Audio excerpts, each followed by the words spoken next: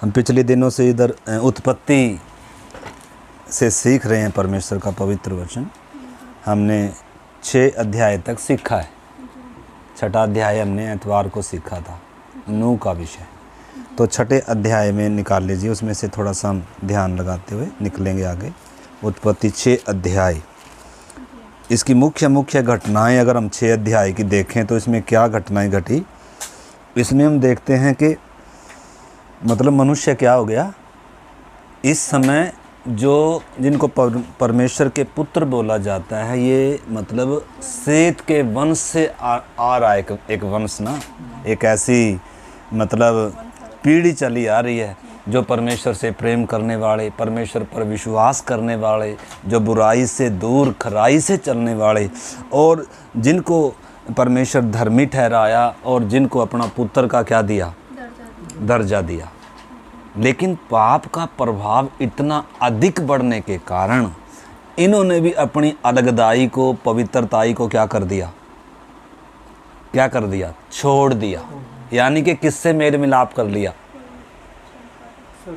मतलब जो लोग परमेश्वर का भय मान, जो मनुष्य की पुत्रियां शब्द आया है वो कौन है, मतलब वो कैन के वंश से, या जो बाकी जो लोग हैं जो परमेश्वर पर विश्वास नहीं करते या अपनी बुराई में चलने वाले, अपने उनमें जीवन जीने वाले, अपने इच्छा विलासों के गुलामी में जो क्या हैं उनके अनुसार, तो इन्होंने उनसे क्या कर लिया। तो परमेश्वर क्या चाहता है, परमेश्वर देखो जब इंसान को बनाया तो शुरू से हम देखते आ रहे हैं, हनोक भी चला और आगे हम देखें नूह भी, ये क्या हैं, खराई में चलने वाले व्यक्ति हैं। और परमेश्वर ऐसे लोगों से क्या होता है, प्रसन्न होता है। परंतु इंसान क्या हो गया, स्वयं इच्छा होने के कारण।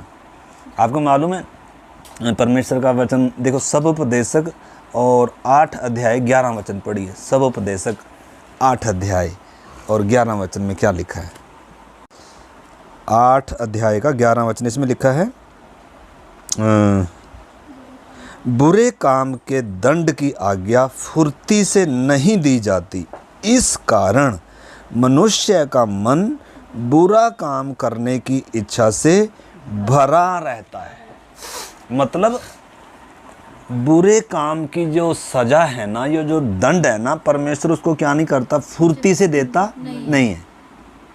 इसीलिए जब फुर्ती से दंड नहीं मिला, यानी कि गलती कर कर, पाप कर कर, बुराई कर कर जब कुछ नहीं हुआ, उल्टा मतलब गलती कर कर या बुरा काम या गलत कर कर लाभ उठा लिया या मज़ा उठा लिया या कुछ ऐसा फ़ायदा उठा लिया और सज़ा कुछ मिली नहीं, तो इस कारण लिखा है इंसान का मन बुरा करने की इच्छा से भरा रहता है। मतलब ऐसे ही परमेश्वर मतलब दंड इतना आसानी से, इतना जल्दी से देता नहीं है, क्योंकि अगर दंड दे तो फिर मतलब वो परमेश्वर प्रेम करने वाला निश्चय है। परमेश्वर जिसको प्यार करता है उसको ताड़ना भी देता है, और जिसको पुत्र बना लेता है उसको क्या भी करता है। सुभाष भाई, जैसे हमारा पुत्र ताड़ना करते हैं कि नहीं करते हैं, और छड़ी भी लगाते हैं कि नहीं लगाते हैं, उसके लाभ के लिए लगाते हैं, उसे प्यार करते हैं इसलिए लगाते हैं। परंतु अगर लावारिस है कोई, सड़कों पे कितने क्या घूम रहे हैं, जिन्होंने मतलब जिनका कोई क्या नहीं है, माँ बाप नहीं है। तो जो लोग अपनी मनमर्जी से पाप के रास्ते पर जी रहे हैं ना, वो मतलब किन के समान है, किन के समान है, उनके समान है, अनाथों के समान जिनका कोई नहीं है।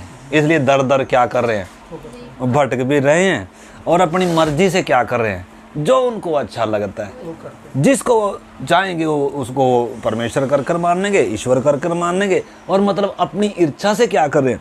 परंतु वास्तव में जो सृष्टि करता है उसको क्या नहीं करते, मानते नहीं हैं, जानते नहीं हैं। परंतु जो लोग परमेश्वर को जानते हैं, जैसे ये सेद की संतानों से होकर आ रही है जो वंशावली, तो ये इनको परमेश्वर अपना पुत्र कहता है। अलगदाई में चलने वाले, खराई में, लेकिन इन्होंने भी क्या कर लिया, उनसे क्या कर लिया, विवाह कर लिया, संबंध जोड़ लिए। तो अलगदाई में रहना चाहिए था, तो परमेश्वर अलगदाई को पसंद करता है, पवित्रताई को पसंद करता है। परमेश्वर नहीं चाहता कि इंसान बुराई के रास्ते पर नरक की ओर क्या करे, क्योंकि परमेश्वर ने इंसान को बड़े मतलब से बनाया और इंसान से परमेश्वर क्या करता है, प्यार करता है। इसलिए उधर लिखा है 6 अध्याय में, हमने पढ़ा था एतवार को, मैं थोड़ा सा उसमें पढ़ना चाहूँगा। लिखा है फिर जब मनुष्य जब भूमि के ऊपर बढ़ने लगे और उनके बेटे बेटियां उत्पन्न हुई, तब परमेश्वर के पुत्रों ने मनुष्य की पुत्रियों को देखा कि वे सुंदर हैं और उन्होंने जिस जिस को चाहा उससे विवाह कर लिया। और तब परमेश्वर ने, यहोवा ने कहा, मेरा आत्मा मनुष्य से सदा विवाद करता न रहेगा, क्योंकि मनुष्य शरीर ही है। मतलब मनुष्य क्या ही है, शरीर का मतलब अपनी शारीरिकता में, पाप की इच्छाओं में क्या है, भरा हुआ ही है। परमेश्वर की इच्छा से कोई क्या नहीं है, कोई अर्थ भी नहीं और समझ भी नहीं, कोई मतलब भी नहीं रखता। इसलिए अब मेरा आत्मा क्या नहीं करेगा, मतलब अभी तक पवित्र आत्मा क्या कर रहा था, लोगों की सच्चाई में चलने के लिए मदद कर रहा था, प्रेरणा दे रहा था, ताकि बुराई से इंसान क्या करे। जैसे इंसान को परमेश्वर ने विवेक भी दिया शुरू से, लेकिन विवेक की आवाज़ को भी इंसान क्या कर रहा है, दबा रहा है। सत्य को इंसान क्या कर रहा है, दबा रहा है। इसलिए रोमियो अगर आप पढ़ोगे, अभी नहीं पढ़ रहे हम, रोमियो लिखा है, परमेश्वर का क्रोध तो उन सब लोगों की अभक्ति पर और अधर्म पर स्वर्ग से प्रकट होता है, जो सत्य को अधर्म से क्या करके रखते हैं, दबा के रखते हैं। हर एक को परमेश्वर ने विवेक दिया है। विवेक इंसान को जब बुरा करने जा रहा है ना, उस समय भी चेतावनी देता है, और जब बुरा कर दिया तब उसको दोषी ठहराता रहता है। तो उस समय ये सब किसके अनुसार चले थे, विवेक के अनुसार चले थे। कहें हाबिल, हनोक, नूह और जितने भी ये पीढ़ी हमने देखी है, कुछ तो इस माला में, इस लाइन में ऐसे ऐसे मोती हैं जो बहुत चमकदार है। जैसे हनोक है, नूह है, सेत है। उस समय लोगों को कितना सत्य का उन्होंने प्रचार किया, परमेश्वर के बारे में बताया कि मन फिराओ, बुराई ना करो, सच्चाई पर चलो, परमेश्वर से प्यार करो, उसका भय मानो। लेकिन इंसान सत्य की आवाज़ को क्या करता है, शुरू से दबाता आया है। और परमेश्वर इतनी जल्दी दंड देता नहीं है, क्या करता है, मौका देता है। क्योंकि अगर दंड दे दिया परमेश्वर ने, तो फिर इंसान मतलब क्या हो जाएगा, अगर मान लो गलती करते ही क्या दे दिया, तो फिर इंसान की स्वतंत्र इच्छा क्या नहीं हो रही, उसको कुछ करने की आज़ादी मिल नहीं रही। तो इसलिए परमेश्वर मनुष्य को स्वयं इच्छा आज़ादी दी है, ताकि इंसान फैसला करे। ये तो निश्चय कि गलत करेगा, बुरा करेगा तो उसका दंड बुरा ही होगा। अच्छा करेगा, परमेश्वर के निकट रहेगा, परमेश्वर से प्यार करेगा, खराई में चलेगा, तो उसका फल अनंत जीवन होगा, और दूसरों के लिए भी क्या बनेगा, आशीष का कारण बनेगा। परंतु अगर इंसान बुराई का रास्ता ही चुनता है, तो परमेश्वर निश्चय के मौका देता है, अवसर देता है, चेतावनी देता है, विवेक भी उसे कायल करता है। परमेश्वर वैसे भी बात करता है। लेकिन जब इंसान बिल्कुल ही क्या हो गया, जो आशा उम्मीद परमेश्वर रखता है, जब वो सारी आशाएं क्या कर दे, इंसान लांग दे, तब परमेश्वर कह रहा है, अब मेरा आत्मा मनुष्य से सदा लो विवाद करता ना रहेगा। मतलब क्या नहीं करेगा। आपको मालूम है, शुरू में जब हम देखते हैं उत्पत्ति 1:2 में लिखा है, घोर अंधकार था, बेडौल था, और पवित्र आत्मा जल के ऊपर क्या करता था, मंडराता था। मतलब पाप में डूबा हुआ इंसान, लेकिन पवित्र आत्मा परमेश्वर फिर भी लोगों को क्या करता था, उनके विवेक के द्वारा भी। क्योंकि परमेश्वर ने इंसान को नाश होने के लिए, पाप में, बुराई में जीने के लिए नहीं बनाया। इसको क्या खाना है, क्या पीना है, कैसे रहना, सारा इंतज़ाम स्वर्ग ने किया। इंसान को मांग कर एक चीज़ भी लेने की क्या नहीं पड़ी, ज़रूरत नहीं पड़ी। इंसान को बनाया ही बाद में, पहले उसकी ज़रूरत की, उसकी सारी आवश्यकता जो जो चाहिए थी। उसको सूरज कहाँ चाहिए, उस कितनी दूरी पर चाहिए, क्योंकि सूरज से हमें क्या मिलती है, फिर वर्षा, फिर भूमि से अन्न, फिर हवा, फिर पानी, फिर पेड़ पौधे जो हमें ऑक्सीजन देते हैं और हमारी क्या करते हैं, लेते हैं। यानी कि हर एक चीज़ क्या इंसान ने मांग के ली है? क्या हमने इतना सुंदर शरीर मांग के लिया है? परमेश्वर की बहुत बड़ी योजना है इंसान से। अगर इंसान ना हो तो इस सृष्टि का कोई मतलब नहीं है। सारी सृष्टि सुभाष भाई परमेश्वर ने बनाई किसके लिए? इंसान के लिए। परंतु इंसान आज़ाद मर्जी दिया है।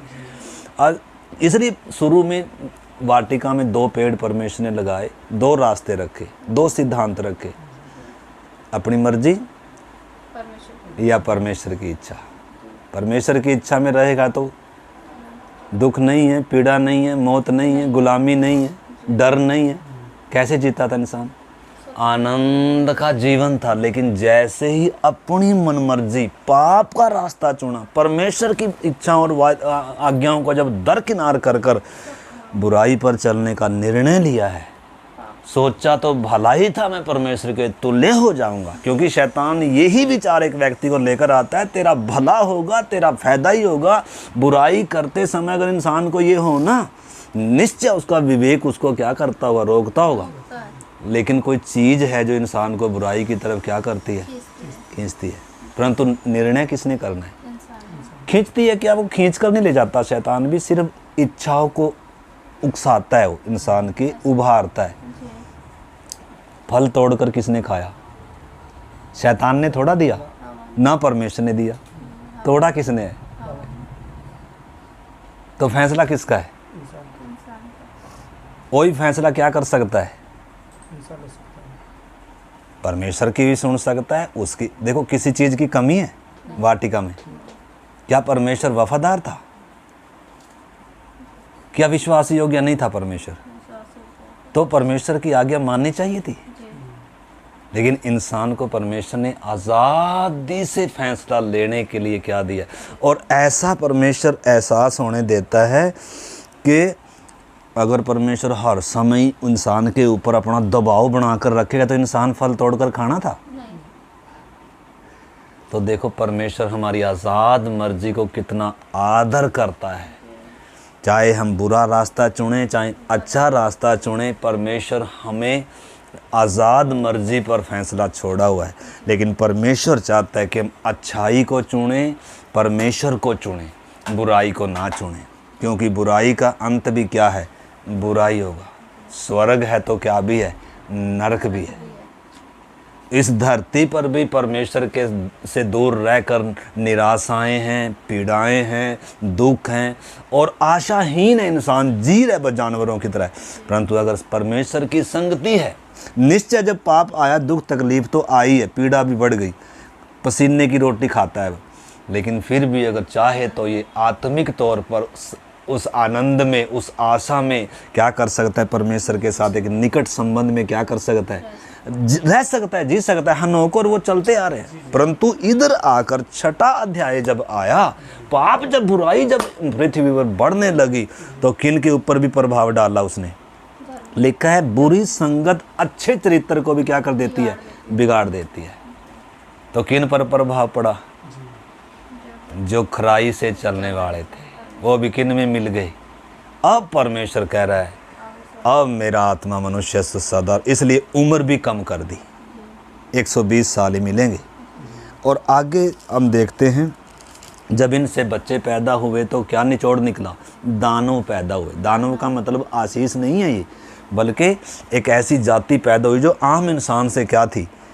मतलब ऊंची थी, जवान थे ऐसे। और वो अगर उनका इतिहास देखें, आगे हम जाकर देखेंगे, आगे बढ़ेंगे जब, तो वो परमेश्वर के मार्गों पर चलने वालों के विरोधी हुए। मतलब धरती पर उनमें से एक भी ऐसा नहीं था जो परमेश्वर का भय मानने वाला हो। यानी कि जब अच्छाई और बुराई मिलेगी तो क्या रिजल्ट निकलेगा? बुरा निकलेगा। इसलिए परमेश्वर दुखी है। और परमेश्वर कहता है मैं मनुष्य को जिसकी मैंने सृष्टि की है क्या करूँगा? मिटा दूँगा। क्यों मिटा देगा? आपको मालूम है, अगर हमारी देह है ना, शरीर है, अगर इसमें एक अंग में क्या लग गया? रोग लग गया या क्या हो गया, कुछ मतलब ख़राब हो गया, तो डॉक्टर आपको मालूम है कई बार क्या करते हैं, काट देते हैं। कई बार तो लात काटनी पड़ती है, दोनों लातें भी काटनी पड़ती हैं अगर अंग खराब हो जाए तो। अगर ये काटेंगे तो पूरे को क्या है, पूरे को खतरा है। अगर ये खराब अंग कटेगा नहीं तो ये बढ़ता जाएगा बढ़ता जाएगा बढ़ता जाएगा और पूरा पूरा क्या हो जाएगा।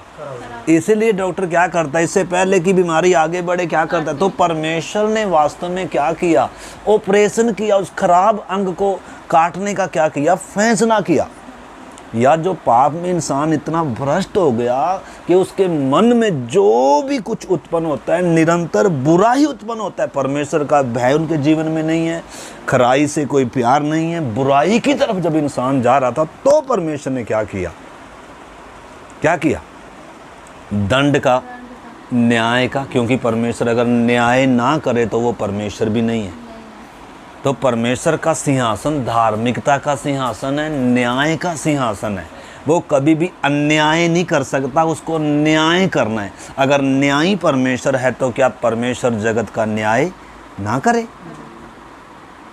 ना करे, करेगा कि नहीं करेगा। भले ही लिखा है पाप के दंड की आज्ञा फुर्ती से नहीं है लेकिन पक्का है। तो इसलिए परमेश्वर ने क्या किया, उधर निर्णय लिया कि मैं मनुष्य को और सब को क्या कर दूंगा। इधर हम देखते हैं, यहोवा ने देखा 5 वचन से कि मनुष्य की बुराई पृथ्वी पर बढ़ गई और उनके मन में के विचार में जो कुछ उत्पन्न होता है निरंतर बुरा ही उत्पन्न होता है। और यहोवा पृथ्वी पर मनुष्य को बढ़ाने से पछताया। पछताया का मतलब ये नहीं है कि हमारी तरह उससे कोई गलती होती है और पछताता है ना, पछताता नहीं कभी परमेश्वर।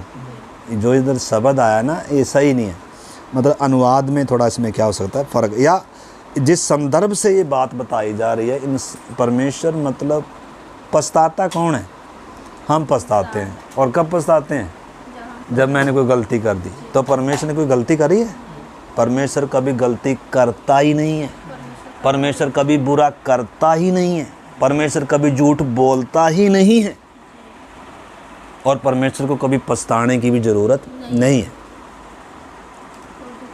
परंतु दुखी है, और दुखी किसे किया जाता है, जो प्यार करने वाला होता है।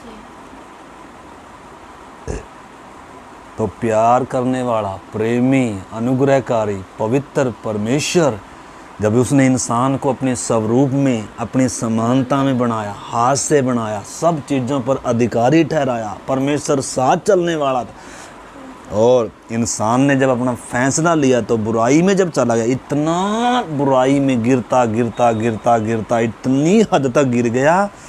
अब परमेश्वर दुखी है, अब परमेश्वर कह रहा है मैं क्या करूँगा, न्याय करूँ। अगर न्याय ना करूँ या अगर इस खराब अंग को अगर नहीं काटा तो फिर पूरा क्या हो जाएगा। तो इसलिए इस अंग को काटेंगे और जो बाकी नूह और उसका परिवार है उनको आशीष देंगे, फिर से पृथ्वी पर फूलेंगे, फलेंगे, भरेंगे। और पृथ्वी पर क्या होगा,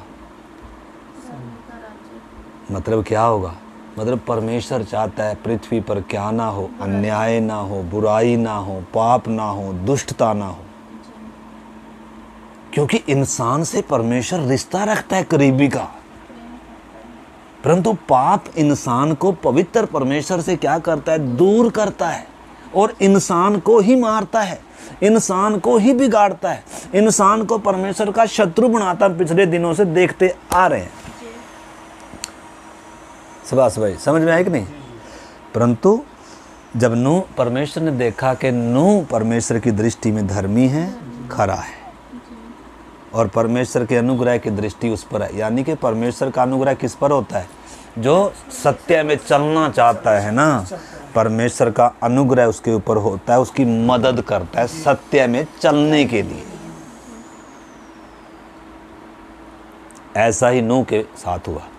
अब नूह को परमेश्वर ने कहा क्या बना, एक किश्ती बना और क्या कर, अपने और अपने घराने के बचाव के लिए, क्योंकि मेरा फैसला है कि मैं क्या करूँगा, पृथ्वी पर न्याय आएगा। जैसे कौन बोलता आ रहा था, हनोक भविष्यवाणी करता आ रहा था कि नहीं, पिछले दिनों में सुना। मतलब परमेश्वर बहुत दिनों से इंसान से क्या करता रहा है, जब से इंसान ने पाप किया तब से चेतावनी देता रहा है, आशा भी दिया है। और पाप कितना भयंकर है, एक निर्दोष का लहू बहा है, वो सब बातें इंसान के आगे। यानी कि जब वाटिका से इंसान निकला है ना, इसने बहुत कुछ सीख लिया है और वो ही अपनी संतानों को बताता भी आ रहा है।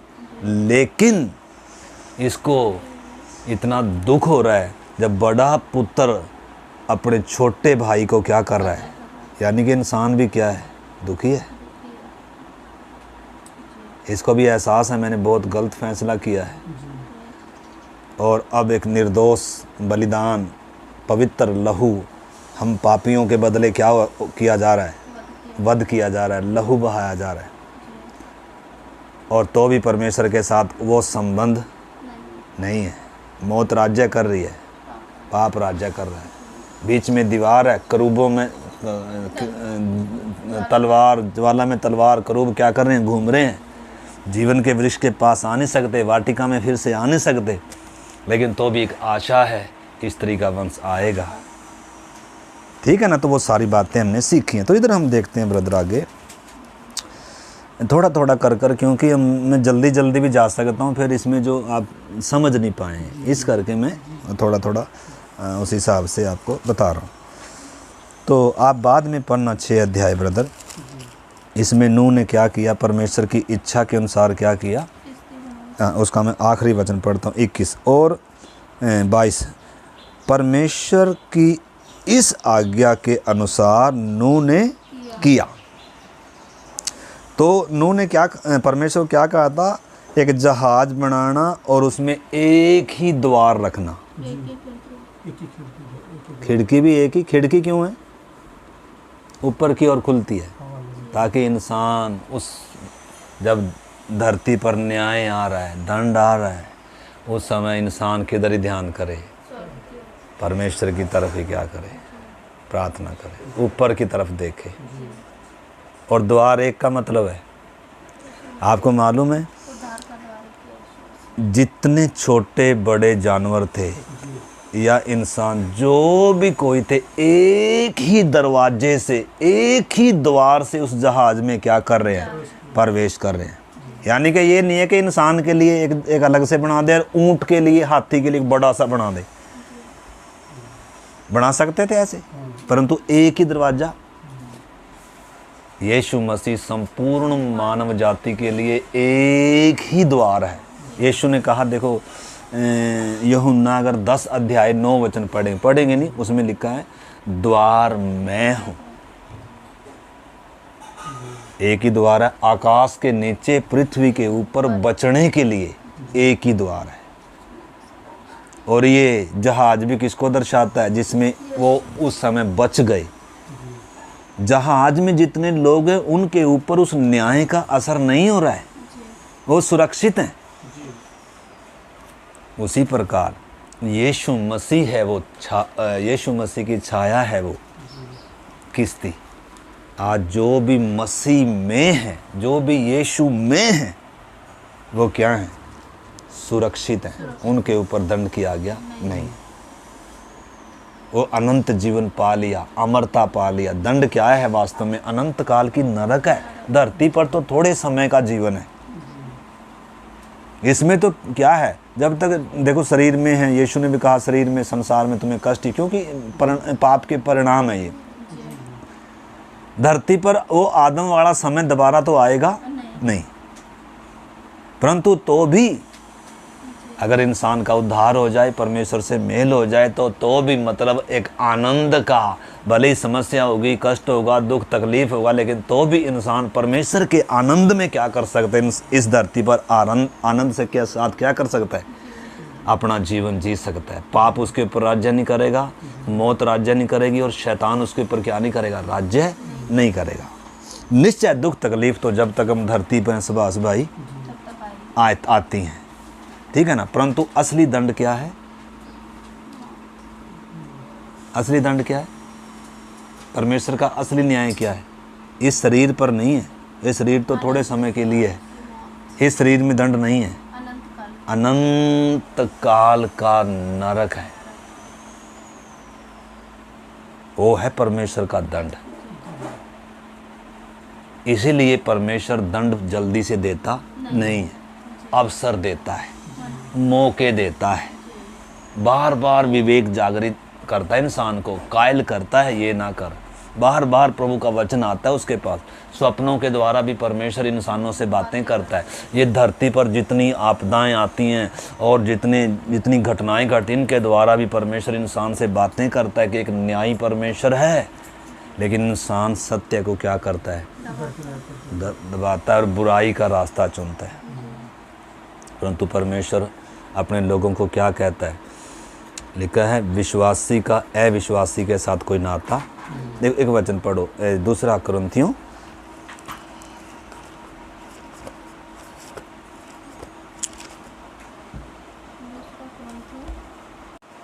14 से मैं पढ़ता हूँ। अविश्वासियों के साथ असमान जुए में ना जुतो, क्योंकि धार्मिकता का अधर्म से क्या मेल जोल, या ज्योति का अंधकार से क्या संगति, और मसीह का बलियाल के साथ क्या लगाव। सवाल हैं बड़े बड़े। या विश्वासी के साथ अविश्वासी का क्या नाता, और मूर्तियों के साथ परमेश्वर के मंदिर का क्या संबंध। क्या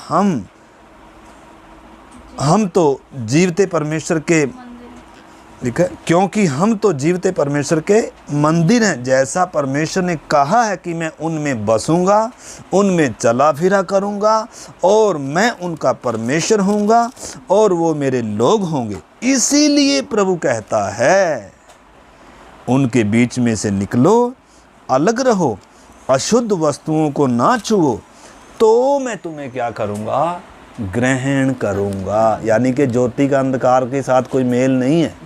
लेकिन उत्पत्ति 6 अध्याय में ज्योति और अंधकार ने क्या कर लिया, आपस में मेल कर लिया। तब धरती पर न्याय आ रहा है, तब पवित्र आत्मा दुखी है, परमेश्वर दुखी है, क्योंकि बहुत अवसर देने के बाद भी इंसान क्या नहीं कर रहा, अवसर को बहुमूल्य नहीं समझ रहा है, अवसर का लाभ नहीं उठा रहा है। परमेश्वर जल्दी से दंड की आज्ञा, पाप के दंड की आज्ञा नहीं दे रहा, तो इंसान पाप करने की इच्छा से भरा हुआ है कि ऐसे ही चलता रहेगा, मेरी मर्जी चलेगी, कोई न्याय नहीं होगा। कोई परमेश्वर क्या कब्र में पड़ा हुआ, क्या न्याय नहीं करेगा? क्या धरती को जिसने बनाया धरती की देखभाल नहीं करेगा? क्या मुझे और आपने नहीं आना था धरती पर? अगर मुझे और आपने आज धरती पर आना था, वातावरण स्वच्छ रहना है, तो उस समय अगर उस समय अगर वो काम नहीं करता, वो न्याय नहीं करता, वो जल पर नहीं आता, तो आज धरती पर क्या हाल होता? अगर परमेश्वर इंसान की उम्र कम नहीं करता, उम्र कम नहीं करता, तो बहन कहाँ बसते धरती पर? आप सोच कर तो देखो, अगर शरीर मिट्टी से नहीं होता तो मरता नहीं था इंसान। मतलब सोच कर देखो, वास्तव में जो भी परमेश्वर ने किया है ना, वो हमारी भलाई के लिए किया है। जो कैंसर वाले वो अंगों को काटा है, वो हमारी भलाई के लिए काटा है। जो जल प्रलय आया था, वो इंसान के लिए, धरती के लिए, वो फायदे के लिए था, ताकि उनके बाद जो इंसान हमने भी तो आना था ना। तो अगर उस समय वो कैंसर नहीं इलाज नहीं किया होता, तो आज धरती पर क्या हाल होता? देखो, वो अंग काटने के बाद फिर से क्या हो गया? अगर इतना इंसान फिर से, ये तो बीच बीच में परमेश्वर क्या करता रहा है, खराब अंगों को क्या करता रहा है। ये पिछले दिनों इधर भी 2012 में क्या आई, त्रासदी आई थी ना। ऐसे परमेश्वर पृथ्वी पर मनुष्यों को क्या देता है, और नहीं तो आज पृथ्वी पर बुराई बहुत ज़्यादा क्या हो जानी थी, और हमें जिंदा रहने के लिए धरती कम पड़ जाती। तो मरना फायदे का है या अगर हमारे दादा अभी तक जिंदे होते तो हम कहाँ रहते? सोचा कभी? तो मरना फायदे का है। इसलिए बेचारे जो दुखी हैं, परेशान हैं, और शुक्र करते हैं कब मौत आएगी, कब मौत आएगी, क्योंकि दुखी हो रहे, बिस्तर पर पड़े पड़े। मान लो अगर बिस्तर पर पड़े पड़े मर भी नहीं रहे, मौत भी नहीं आ रही, और मतलब शरीर बुढ़ा हो गया, जान नहीं रही शरीर में, तो क्या हाल होगा इंसान का। तो इसलिए प्रभु ने क्या रखा है शरीर की। जो धर्मी हैं वो विश्राम में सो रहे हैं, अभी तक सारे सो रहे हैं। जिन्होंने अच्छाई किया वो कहाँ हैं जी? जो धर्मी जीवन जिए, पाप से बुराई से दूर रहकर परमेश्वर को प्रसन्न किए, अनोख तो उठा लिया गया। वो तो हमारे लिए एक छाया थी, कलीसिया की छाया है कि एक दिन प्रभु आएगा और अपनी दुल्हन को लेकर जाएगा। संत लोग स्वर्ग जाएंगे। परमेश्वर की योजना ये धरती नहीं है, एक अनंत काल है। परंतु तो भी जो बाकी जो धरती पर ही अपने दौड़ को पूरी कर कर धरती में मिट्टी में मिल जाते हैं, वो वास्तव में विश्राम कर रहे हैं। जब यीशु आएगा सब क्या हो जाएंगे। और जब यीशु मरा उस समय भी यीशु क्या किया, फिर दोस्त में जितने भी लोग विश्राम कर रहे थे सबको छुड़ा कर किधर ले गया, उनकी आत्मा प्राण को। उसमें हम बाद में आएंगे, वो एक अलग विषय है। और बाकी जितने हैं, प्रभु यीशु जब बादलों पर आएगा, पहले मरे हुए क्या हो जाएंगे, जी उठेंगे। जी उठेंगे का मतलब है वो तड़प थोड़ा रहे। मौत क्या है, तड़पने का स्थान, परंतु वो तड़प थोड़ा रहे हैं, वो विश्राम में है। तो धर्मी कभी मरेगा नहीं। इसलिए यीशु ने कहा जो मुझ पर विश्वास करता है वो मौत से पार होकर भाई जीवन में प्रवेश कर चुका है, उसके ऊपर दंड की आज्ञा नहीं है। और परमेश्वर का ये प्यार है, देखो लिखा है ना, परमेश्वर ने जगत से ऐसा प्यार किया। परमेश्वर सबसे प्यार करता है, इसलिए उसने अपना इकलौता पुत्र दिया, ताकि जो कोई भी उस पर विश्वास करेगा वो नाश नहीं होगा परंतु अनंत जीवन पाएगा। परंतु जो उस पर विश्वास नहीं करेगा वो दोषी ठहर चुका है। और दंड की आज्ञा का कारण क्या है कि जो परमेश्वर ने जो रास्ता दिया, या ज्योति जगत में आई और मनुष्यों ने अंधकार को ज्योति से अधिक क्या जाना, प्रिय जाना। क्यों? क्योंकि उनके काम क्या थे। उस समय भी परमेश्वर ने सारे जगत से प्यार किया। भले ही न्याय करने जा रहा है, लेकिन नूह को मौका दे रहा है कि किश्ती बना। न केवल नूह बचाया जाएगा पर दूसरों के लिए भी तो मौका है। परंतु दूसरों ने क्या नहीं फिराया, मन नहीं फिराया, नूह पर विश्वास भी नहीं किया। आज भी लोग क्या नहीं करते, विश्वास नहीं करते। और इधर हम देखते हैं कि परमेश्वर क्या कह रहा है, ज्योति का अंधकार के साथ क्या नहीं, कोई मेल जोल नहीं। तो मतलब परमेश्वर चाहता है अंधकार पर ज्योति क्या करे। देखो ना, रात हमें भी ज्योतियाँ बना रखी ना आकाश में, तो क्यों बना रखी? ताकि धरती पर क्या दें, प्रकाश दें। तो जो ज्योति हैं, जो परमेश्वर के साथ चलने वाले, संबंध रखने वाले, वो क्यों हैं? वो अंधकार में जाने के लिए नहीं, बल्कि अंधकार में ज्योति बनकर क्या करें। मतलब ज्योति का अंधकार से क्या क्या नहीं है, मेल। लेकिन उधर क्या हो गया, मेल हो गया, तब दंड आ रहा है। परंतु तो भी कैसा दंड है, देखो परमेश्वर क्या दे रहा है, मौका दे रहा है। सबको मौका है, चेतावनी दी जा रही है।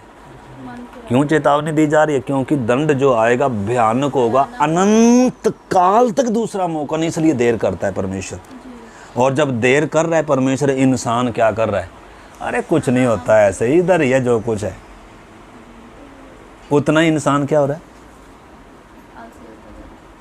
उतना इंसान क्या होता जा रहा है, मन पाप से करने की इच्छा से क्या है, भरा हुआ है।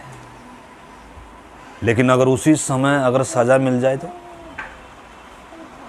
बच्चे ने गलती किया, उसी समय थप्पड़ लगे हैं तो करेगा उसकी आज़ादी खत्म हो जाएगी, भय में जिएगा, डर में जिएगा।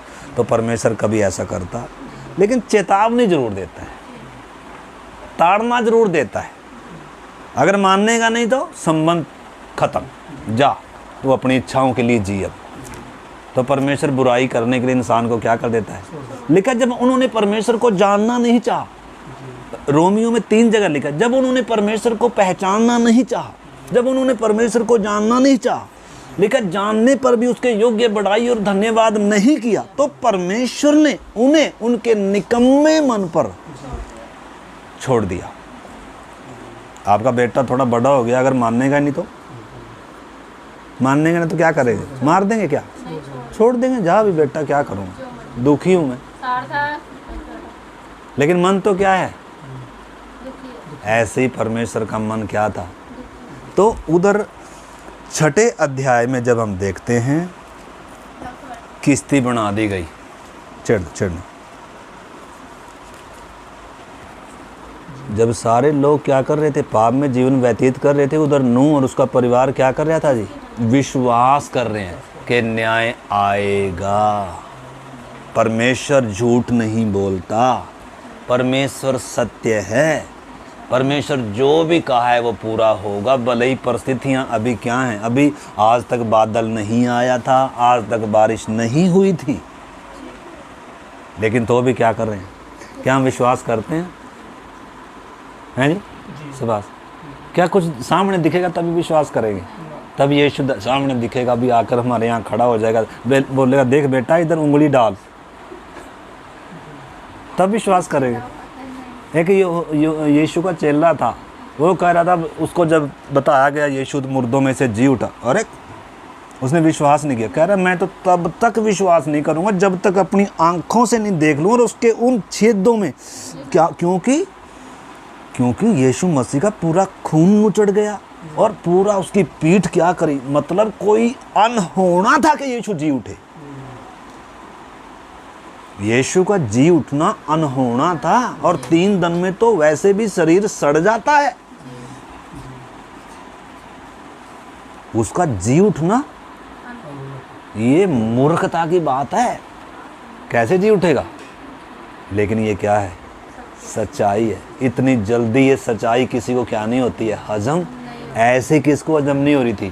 थोमा को। आपको मालूम है थोमा किधर आया? हमारे हिंदुस्तान में आ गया ना। थोमा की देन है। यीशु मसीह का चेला, जब उसको यीशु ने कहा ना, थोमा आ इधर हाथ डाल और इधर मेरे पंजर में अपना हाथ डाल, इधर उंगली डाल, क्योंकि कह रहा था जब इधर हाथ अपनी आंखों से देख लूँगा और जब इधर छेद में उंगली डाल लूँगा और इधर पंजर में जहाँ भाला मारा था उधर मैं अपना हाथ डालूँ, तब मैं क्या करूँगा? मेरे साथ हैं आप? ऐसा भी विश्वासी था, चेला था यीशु मसीह का, प्रेरित था ये, लेकिन अभी तक इसको यीशु समझ में आया अभी तक पवित्र शास्त्र बूझने के लिए इनकी बुद्धि खोली नहीं थी।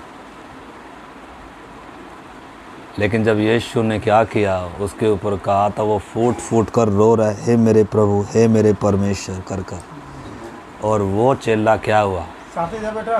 छेड़ो हमारे हिंदुस्तान में आया और इधर कलीसिया स्थापित किया। तो यानी कि प्रभु ने किसको चुना है भाई जी? हैं? विश्वासियों को? विश्वास हम विश्वासी हैं क्या? छेड़ो ना उसको, छेड़ो। अभी देखो ना, अभी हम ज़्यादा विश्वास कर पा रहे हैं क्या? लेकिन आप विश्वास करते हैं मुझे चुना है। पूरा विश्वास तो नहीं कर पा रहे। थोमा की तरह विश्वास है, किसकी तरह है?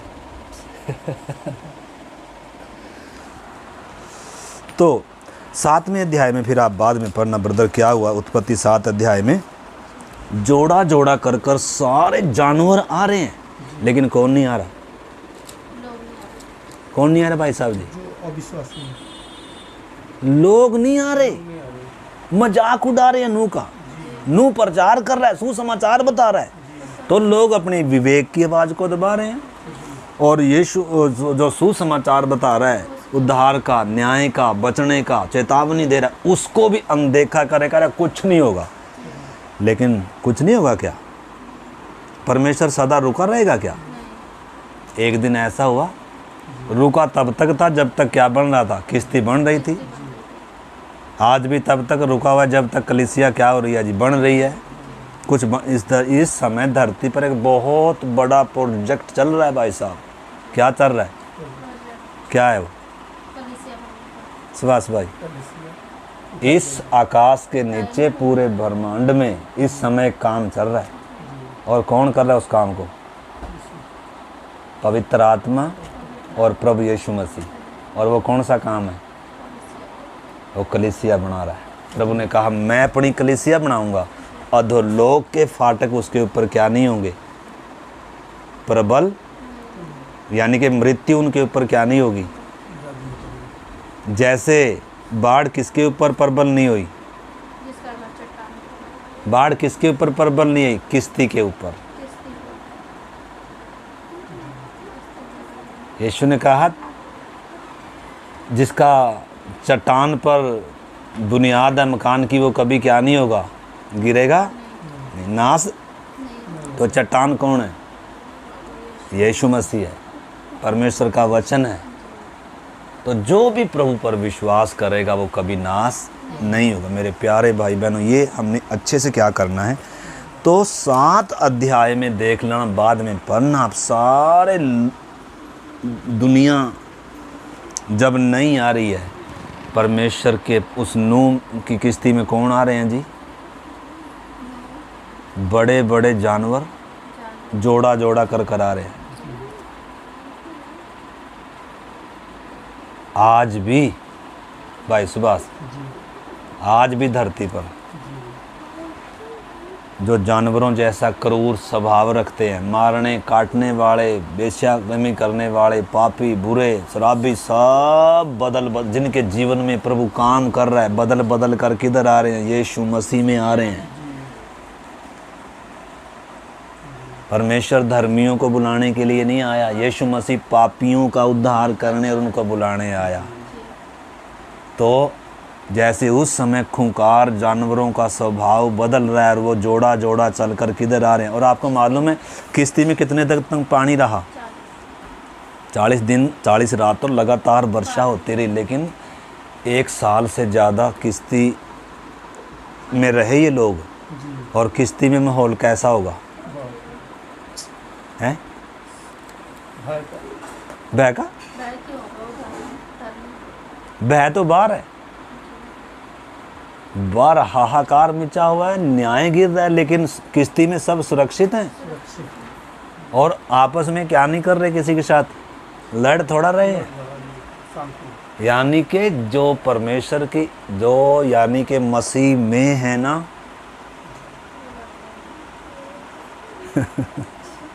किश्ती में आप सोचो ना कितनी शांति होगी।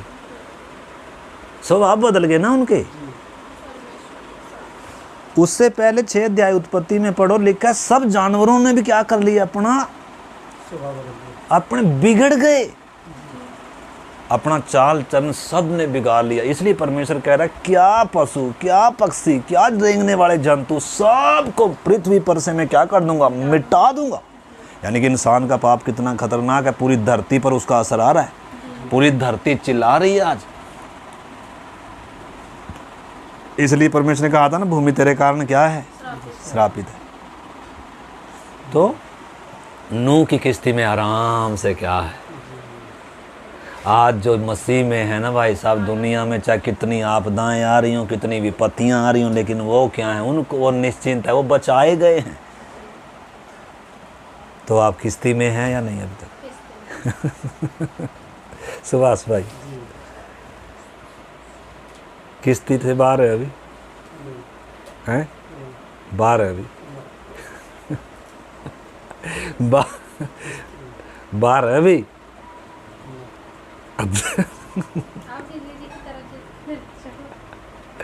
कैसे आएंगे किश्ती में? खाली विश्वास से नहीं। लिखा है जो विश्वास करे। तो विश्वास में क्या भी आता है? मन फिराव आता है, पश्चाताप आता है, समर्पण आता है, यीशु का अंगीकार आता है, नया जन्म आता है। उस विश्वास में इतना कुछ आता है। यीशु का चेला बनना, कीमत देना, वो सारी मतलब इस संसार के विपरीत विश्वास है ये। जब दुनिया के लिए क्रूस की कथा मूर्खता है, परंतु आप जब उसके ऊपर क्या कर रहे हो, ये आसान बात नहीं है। ऐसे तो विश्वास भूत प्रेत भी तो करते हैं, ऐसे तो विश्वास बहुत दुनिया करती है यीशु मसीह पर आज, परंतु विश्वास कामों में नजर आना है। और उसके साथ लिखा है जो विश्वास करे और बपतिस्मा ले। वो किस में है? किश्ती में है। वो किस में है? मसीह में है। उनके ऊपर क्या नहीं है? तो भारी तो नहीं हो रहा आपको? मेरे पास सिखाने के लिए बहुत कुछ है। तो अभी पर टाइम हो गया बच्चे का, 5 बज गए, तो प्रार्थना करें। प्रार्थना करते हैं। तो अगली बार से हम क्या देखेंगे? 8 अध्याय देखेंगे। तो आपने इस बीच में क्या करना? 6 अध्याय पढ़ना भाई सुबह और 7 अध्याय आपने पूरी घटना को क्या करना है? पढ़ना है। ठीक है। तो मैं थोड़ा सा और इसमें आपको बताऊं, बस प्रार्थना कर रहे हैं अभी। आपको मालूम है स्त्री के वंश ने जो आना है, स्त्री का वंश, उसकी तैयारी परमेश्वर कब से कर रहा है? उत्पत्ति से कर रहा है। परमेश्वर ने बोला था ना स्त्री का वंश आएगा। तैयारी कब से कर रहा है? वो मेमना उसकी क्या था? छाया था, जो संपूर्ण मानव जाति के लिए क्या होगा? बलिदान होगा, शैतान के सिर को कुचलेगा और इंसान को क्या दिया? एक आशा दिया बचने का और परमेश्वर के पास फिर से आने का। और वो ज्वाला में तलवार उसी के ऊपर गिरी, वो चरवाहे के ऊपर, वो भी यीशु की छाया है। और जो चमड़ा का अंगरखा पहनाया वो भी किसकी छाया है? यीशु मसीह की छाया है। लिखा जिन्होंने बपतिस्मा लिया किसको पहन लिया? यीशु मसीह को। तो वो चमड़ा किसकी छाया था? यीशु की छाया। तो सबसे पहले अभी हम प्रार्थना करें, सबसे पहले यीशु मसीह की छाया कौन है? आदम है। आदम आने वाले मसीह की वास्तव में क्या था? कैसे था? अपने स्वरूप यहोवा ने बनाया। देखो, आदम परमेश्वर ने बनाया। पहले आदम के द्वारा जगत का क्या हुआ? शुरुआत हुई मनुष्य जाति की, इस धरती पे बसने वालों की शुरुआत हुई। लेकिन आखिरी आदम जो यीशु होगा, उसके द्वारा मतलब किसकी शुरुआत होगी? एक नई धरती पर बसने वालों का आरंभ हुआ। ऐसे करके हम देखें आखिरी आदम से क्या कैसी शुरुआत हुई, क्या मिला उससे, और पहले आदम से कैसी शुरुआत हुई और क्या मिला मनुष्य जाति को उसके द्वारा, हम उसको देखें। परंतु थोड़ा सा आदम आने वाले आखिरी आदम की भी छाया था। कैसे? आपको मालूम है आदम में से किसको निकाला? हवा को। कब निकाला? जब वो सो गया। ऐसे ही यीशु मसीह, कलीसिया किस में से निकली है? जैसे आदम उसको गहरी नींद में डाल दिया, उसकी पसली निकालकर उसको क्या कर दिया? उसी की संति उसमें क्या कर दिया? नारी बनाकर, और किसके पास लेकर आया? बोले यीशु मसीह के लहू की। आदम को सुलाकर गहरी नींद में डालकर उसकी ऑपरेशन किया, उसकी पसली, यानी कि गहरी नींद में है, उसके हृदय में से पसली निकली है। और अब ये क्या हो रही है? उसकी डील डोलता में बढ़ रही है। क्या है वास्तव में? इसकी दुल्हन है। ये दोनों एक तन होंगे। तो ये किसकी छाया है? यीशु मसीह की और कलीसिया की छाया है। तो आज विश्वासी किससे पैदा हुआ? यीशु मसीह से। यीशु मसीह मरा तभी कलीसिया का जन्म हुआ। अगर यीशु ना मरता तो कलीसिया का जन्म नहीं होता। तो कलीसिया वास्तव में किस में से निकली है? ये उसकी हड्डी में की हड्डी और उसके मांस में का मांस है। वास्तव में किसके? मसीह की देह है। ये इतना गहरा रिश्ता ये उसमें से निकली है कलीसिया। तो अब क्या है? अब ये बढ़ रही है, तैयार हो रही है। जैसे परमेश्वर कब इसके पास लेकर आया? आदम के पास हवा को असली अरे जब ये क्या होगी? जब बढ़ गई बहन जी, दिल डोलता में क्या होगी? जवान होगी, उसके बराबर होगी, लेवल में होगी। जब निकाली थी तब ऐसी थोड़ा थी, हड्डी तो निकाली। लेकिन उस समय आदम क्या है?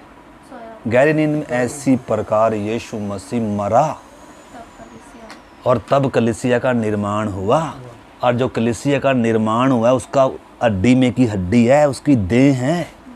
और ये अभी क्या हो रही है, अभी दुल्हन, अभी लिखा मेमने का विवाह आ पहुंचा है और उसकी दुल्हन क्या हो चुकी है, अब जवान हो चुकी है और परमेश्वर उसके साथ क्या करने जा रहा है, और वो दोनों क्या होंगे।